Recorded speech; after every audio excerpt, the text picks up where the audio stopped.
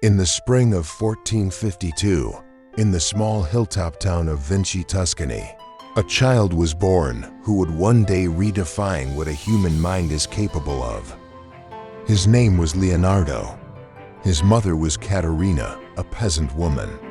His father was Ser Piero da Vinci, a respected Florentine notary. They were not married. Leonardo was illegitimate, a word that, in 5th-10th century Florence, closed every formal door. He could not inherit his father's title. He could not join the guilds. He could not study at a university. But the Tuscan countryside gave him something no institution could. From his earliest years, Leonardo watched the world with an obsessive, almost feverish attention. A cave in the hillside terrified and transfixed him. He described standing at its entrance, heart pounding, torn between the fear of the dark and the desperate need to know what lay inside. He studied water for hours. He mapped the spirals of a stream. He tried to understand why rivers carve the shapes they do, a question that would occupy him for the rest of his life. He drew everything, hawks circling on thermals, the articulation of a wing in mid-stroke, the way shadows changed at different hours on a stone wall. His grandfather Antonio encouraged him quietly, watching the boy fill sheet after sheet with observations no child had any business making. By the time he was 12, Leonardo had filled stacks of parchment with botanical studies, creature sketches, and careful diagrams of flowing water. He had no teacher. He needed none. When Ser Piero saw his son's drawings, something shifted. He gathered the best of them and rode to Florence. His destination, the most celebrated artist's workshop in all of Italy. Florence in 1466 was the center of the Renaissance world, a city drunk on beauty, ambition, and ancient rediscovered knowledge. Andrea del Verrocchio ran the most important bottega in Florence, a workshop that produced painting, sculpture, metalwork, and stage design all under one roof. Verrocchio looked at the 14-year-old's drawings and accepted him immediately. Leonardo had found his first real school. The apprentices ground pigments, stretched canvases, mixed plaster. Leonardo did it all and studied everything around him with the intensity of a man who knew time was short. He sketched compulsively, fellow apprentices sleeping, a hand reaching for a cup. He was already doing something the others were not, studying the body to understand it, not merely to reproduce it. The moment that revealed everything came with a single painting, the baptism of Christ. Verrocchio assigned Leonardo a small angel in the corner. What Leonardo painted stopped the master cold. According to Vasari, Verrocchio looked at the angel, then at his own work, and put down his brush. He reportedly swore never to paint again. His pupil had surpassed him. Leonardo's curiosity extended beyond painting. He modeled clay horses with anatomical precision. He studied the mechanics of joints. He asked questions no artist was supposed to ask. Through Verrocchio's connections, Leonardo brushed against the Medici circle, the philosophers, poets, and scientists who were rebuilding the intellectual world from ancient blueprints. At 20, Leonardo painted a shield with such a terrifying dragon that his father, trying to sell it to a merchant, was himself startled by it in a darkened room. By his mid-20s, Leonardo had his own commissions. He was registered as a master in the Guild of St. Luke. He was building a reputation, though finishing things was never his strength. He had already begun what would become one of the most extraordinary private archives in human history, his notebooks. Written in mirror script, left to right, legible only in a mirror. In 1482, Leonardo packed his notebooks and traveled north to Milan. He was 30 years old. He would not see Florence again for nearly 2 decades. In his letter to Ludovico Sforza, the Duke of Milan, Leonardo listed 10 skills, 9 of them military engineering. Almost as an afterthought, he mentioned he could also paint. He arrived playing a lyre he had built himself, shaped like a horse's skull, made of silver. He played and sang at court. The Duke was captivated. In Milan, Leonardo became a one-man entertainment industry. He designed theatrical sets with mechanical angels that descended from the ceiling. He organized festivals, pageants, and allegorical spectacles. Between spectacles, he was everywhere. He designed canals for the Duke's hydraulic network. He planned a new city. He sketched flying machines in the margins of his notes on music. He painted the Virgin of the Rocks, a work so psychologically complex, so atmospherically advanced, that art historians are still debating its intended meaning today. He painted Lady with an Ermine, a portrait of the Duke's mistress, Cecilia Gallerani, that captured intelligence and inner life in a way no portrait had done before. But his most ambitious project in Milan was the Sforza Horse, a bronze equestrian monument 24 feet tall that would be the largest bronze sculpture ever cast. He worked on it for 16 years. When the French invaded Milan in 1499, their soldiers used the clay model for target practice. It was destroyed before a single drop of bronze was poured. Leonardo watched 17 years of work turn to rubble in an afternoon. He made no record of his feelings. He simply packed his notebooks and left.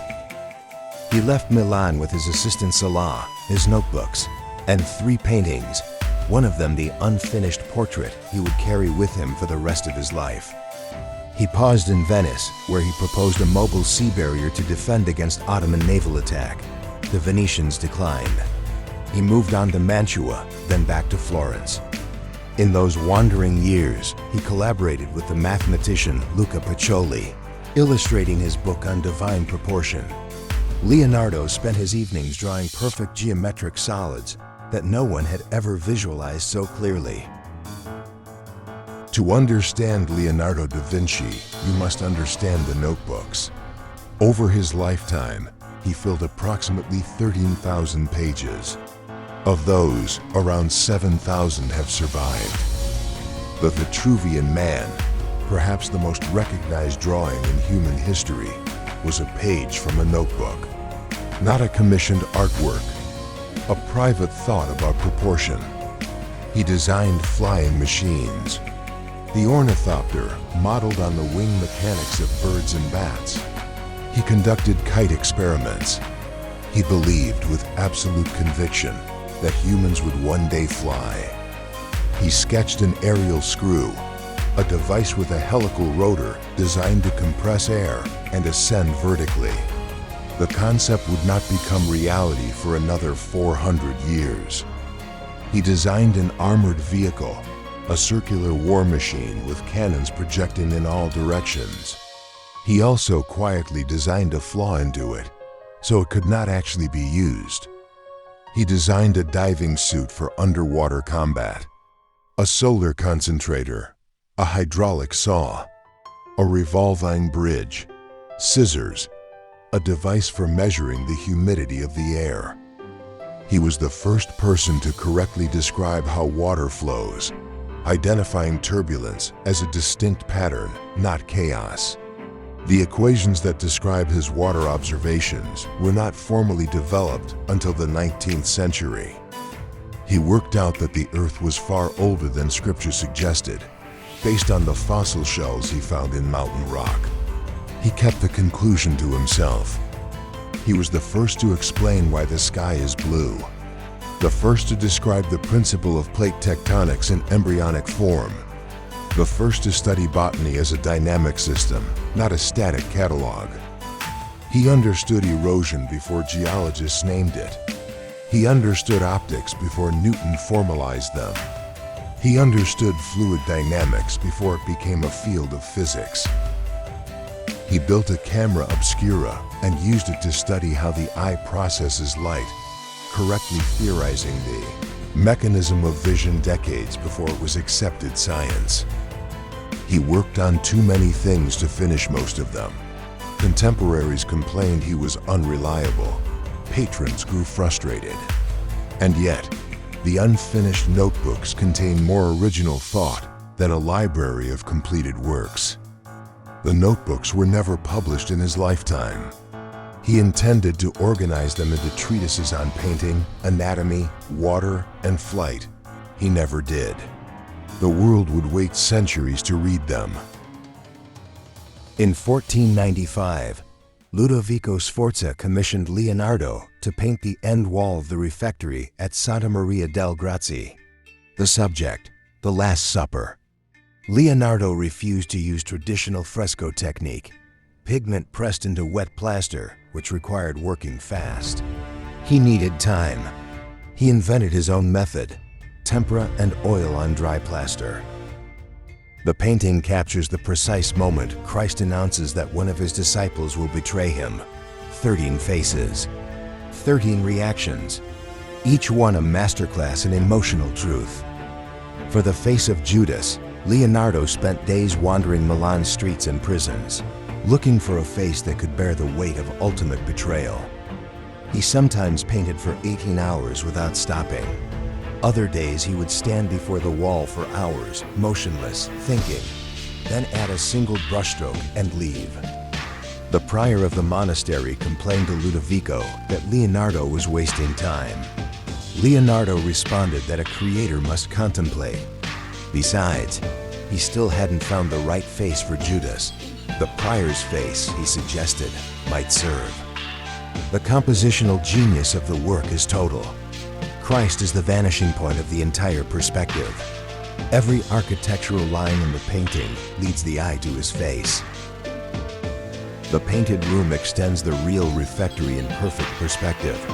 Monks eating in the hall felt they were sharing a table with the apostles, a calculated illusion, a miracle of mathematics. The experimental technique began to fail almost immediately.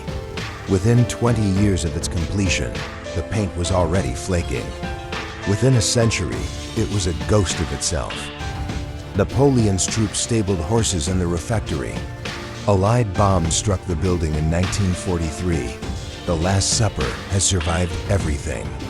What remains is damaged, incomplete, and still the most studied painting on Earth.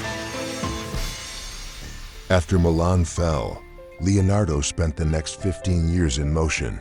Venice, Mantua, Florence, Rome, Milan again. He was a genius without a permanent home. In Venice, he proposed a defensive flood system. In Mantua, he drew a portrait of Isabella d'Este, so precise that she begged him for years to paint it in oil. He never did. For a short, disturbing period, he worked for Cesare Borgia, the most feared military commander in Italy, as his chief engineer. He mapped battlefields. He designed fortifications. He said nothing of what he witnessed. During this period, he produced what may be the first accurate topographic map in European history, a bird's eye view of the town of Umula so precise it could be used by a modern cartographer. Back in Florence, he was commissioned to paint the Battle of Anghiari, a massive mural for the council hall. He began. The energy of horses and soldiers locked in combat was unlike anything painted before. Across the same hall, Michelangelo was working on his own battle scene. Florence watched, breathless, as the two greatest artists in the world competed in silence. Sometime around 1503, a Florentine silk merchant named Francesco del Giocondo commissioned a portrait of his wife. Leonardo accepted. He would work on that portrait, on and off, for 4 years. The Mona Lisa. The hands are widely considered the most perfectly rendered in the history of art. The landscape behind her is invented, a geological dreamscape, unlike any real place on Earth. The smile is achieved through sfumato, Leonardo's signature technique of layering translucent glazes so fine that no single brushstroke can be seen under a microscope. The expression shifts depending on where you look. Francesco del Giocondo never received the painting. Leonardo kept it. He carried it with him to Rome, then to France. It never left his possession until he died. In Rome, from 1513, Leonardo worked under the patronage of Giuliano de' Medici. He had a studio in the Vatican. He was in his 60s, aging, his right hand beginning to tremble. It was in Rome that he met the young king of France, Francis I. Francis was 22. He looked at this old man and saw the greatest mind alive. He invited Leonardo to France. Leonardo accepted. Parallel to everything else, across 30 years, Leonardo conducted a secret and illegal campaign to understand the human body from the inside. He performed over 30 human dissections in hospital morgues by night, with permission from sympathetic physicians. He described his first with clinical honesty. The smell was overwhelming. He worked through it. He drew the human fetus in the womb, accurately, tenderly, from direct observation, at a time when no one else had done so. He drew the 4 chambers of the heart with such precision that cardiologists today recognize them instantly. To understand how blood moved through the heart, he poured wax into the chambers of a glass heart to make a cast, then pushed water through it. He deduced the principle of cardiac valves 4 centuries before echocardiography. He was the first to correctly map the muscles of the face, including the muscles responsible for a smile. He was the first to draw the spine in accurate curvature. He described the mechanics of walking with the precision of a biomechanics engineer. His drawing of the old man, showing the vessels of the thorax, the prominence of the liver, was the most accurate depiction of human internal anatomy that had ever existed, centuries ahead of accepted medical knowledge. Eventually, the church caught wind of the dissections and moved to stop them. Leonardo was accused of witchcraft. He was forced to stop. He did not stop entirely. He worked in secret, alone, by single candlelight in locked rooms. The anatomical drawings he made in those years were hidden. They would not be published for nearly 200 years after his death. He correctly described the curvature of the spine. He identified and named 4 of the 7 cervical vertebrae. He understood the mechanism of herniation. He did not publish any of it. He dissected the human eye, correctly identifying the retina and the optic nerve. He then built a glass globe filled with water to simulate the eye's function, and understood how light forms an image before it reaches the brain. There is a theory, impossible to prove, that his anatomical study of the smile directly informed the Mona Lisa, that the most famous smile in history was painted from the inside out. He left behind over 240 anatomical drawings of extraordinary accuracy. When they were finally studied by anatomists, they found drawings of conditions not formally described until the 20th century. In 1516, at the age of 64, Leonardo crossed the Alps into France, riding a mule, carrying his notebooks and 3 paintings, including the Mona Lisa. Francis I gave him the Château du Clos-Luce, a manor house near Amboise, connected by a secret underground tunnel to the royal palace. He was given a salary, freedom, and the title Premier Painter, Engineer, and Architect of the King. The king used the tunnel to visit Leonardo privately. He later said that no one in the world understood the depth of Leonardo's mind, and that he considered their conversations the greatest pleasure of his reign. Even in his final years, Leonardo could not stop designing. He drew plans for a new royal palace and a network of canals to connect the Loire and Saône rivers, a project that would have transformed France. His right hand was now partially paralyzed, likely from a stroke. He could no longer paint. He directed. He dictated. He taught his devoted young assistant, Francesco Melzi, everything he knew. Melzi stayed with him for the last decade of his life, caring for him with a devotion that went beyond duty. He called Leonardo his father. After Leonardo died, Melzi spent the rest of his own life preserving the notebooks. In his final months, Leonardo returned obsessively to the subject that had transfixed him since childhood: water. He filled page after page with drawings of great floods, apocalyptic vortices destroying mountains and cities. His last self-portrait shows a man of 67 with a long white beard and eyes of extraordinary depth. The look is not of a man who is afraid of dying. It is the look of a man who has not finished thinking. Leonardo da Vinci died on the 2nd of May, 1519. At Close Louse, King Francis was reportedly at his bedside, holding his hand. Leonardo was 67 years old. He left behind no wife, no children, no completed architectural monument. He left behind the Mona Lisa, the Last Supper, the Vitruvian Man, and 13,000 pages of thought that the world is still catching up to. He designed the helicopter. He described the heart valve. He predicted plate tectonics. He understood the mechanics of a smile before anyone knew what a muscle was. He was a painter who was also a scientist, who was also an engineer, who was also a musician, who was also a philosopher. And he was all of these things 5 centuries before the world had language for any of them. Leonardo da Vinci did not fit inside his time. He barely fits inside ours.